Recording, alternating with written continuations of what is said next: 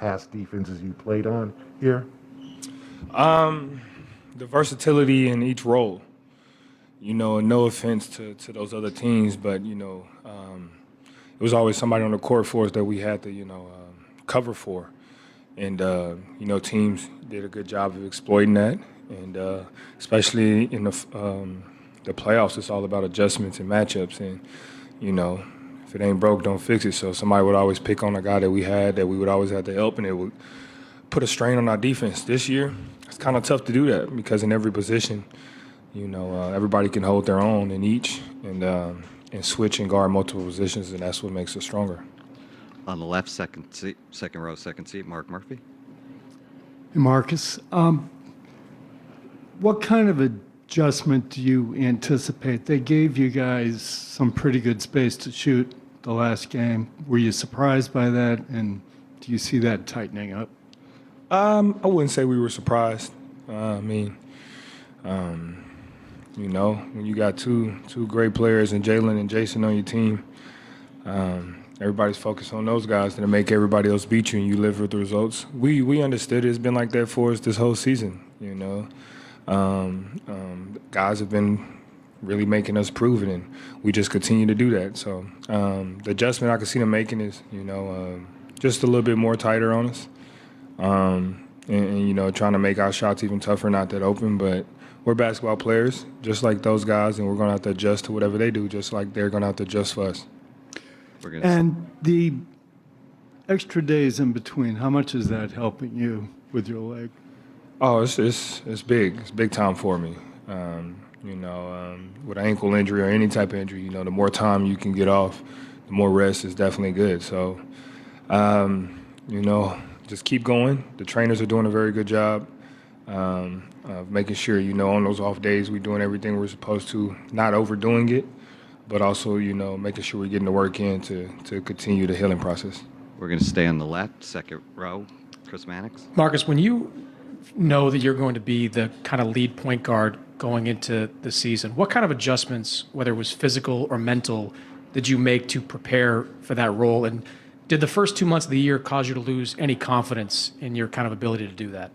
No, it didn't make me lose any confidence. I was just more confident, to be honest. I know this might be hard to believe, but I was even more confident in those first 2 months just for the simple fact because I knew everything was new. We were all changing and trying to adjust. And, once things start to click, for me, the ability that I bring to this game on that point guard position will be noticed tremendously. So for me, I was just excited to have the opportunity to show what I can do with the keys to the ship. It was a struggle trying to get adjustments, understanding my teammates weren't used to me playing that full role, new coaches, and just really, just trying to figure things out from a standpoint of where everybody belonged. We had a lot of guys that, deserved to be on the court. And, from a first-year coach in Ime, he had a struggle trying to figure that out, rightfully so. But we stuck with it. We trusted in our front office. We trusted in our coaching staff. We trusted in one another, and now we're here. Second row on the right. Hey, Marcus. So during the NBA Finals, how would you define your mentality on defense when you're on the court for 48 minutes? Just for me, I would probably describe it as, a lion out on the prowl hunting.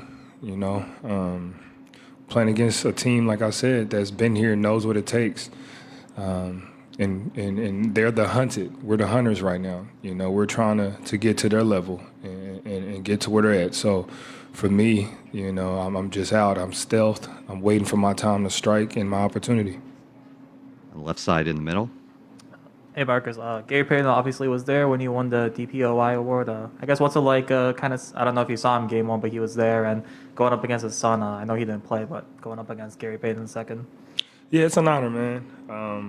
To be in the same breath as one of the best to do it at that position, let alone win that award, and then have him present it to me. And, me and Gary have a relationship even before the award, just the things coming out of college and watching his tapes and, him telling me I remind him of him. And then to see his son, who's a spitting image, comes in and we all know what he can do on that end too. So it's special to be on the same court with that guy, and I'm glad to see him back from his injury, and excited to get that opportunity to go up against him. Left side, first seat, first row. Tomer Zarla from Clutch Points. Marcus, you've been on a few of these playoff rodeos with this team. Obviously, there have been some playoff shortcomings for you, and in those moments, did you go through any moments where you questioned whether you were doing things the right way? Did you question yourself at all? And could you see this point kind of in that path? I guess you can say I questioned myself. Wasn't really much of a question myself, just what could I do more, I know what I'm supposed to do, but what else can I give, more than, did I do something right or was it the right thing to do? Is more just what can I do more of to help this team? And, for me, it was just getting that opportunity. And, I'm a smart basketball player, I'm a smart person, and I knew that I'll figure it out, and this team will figure it out. So once I was able to take the keys, I had a plan in my head of how I wanted things to go. And I just continued to stick with it. And for me, that was just blunt force. Come at it, take it head on, headstrong, take nothing from nobody, and never let anybody tell me what I can't do. Left side, fourth row. Dan. Marcus, Dan Weinke with the Los Angeles Times. If you could go back to when Ime was hired, how familiar were you with him as a player? Did you do any basketball reference research or anything like that? As to and I'm curious kind of how his path as kind of a grinded out role player informs maybe the way you think he coaches you guys. Yeah, I mean, we all know Ime as the player, but I think we kind of started to remember him more as the coach. He won a ring as a player, won a ring as a coach. He coached under one of the greatest to ever do it in Pop. Then he went over and, coached with Steve Nash and those guys over there. And, he's a sponge. Every place he went, if it was a player or a coach, he soaked it all in, put it into his game, and then brought it over here to us. But I definitely think that the way that he plays and the way that he coaches is the exact same. He brings that same mentality that he had on the court, off the court.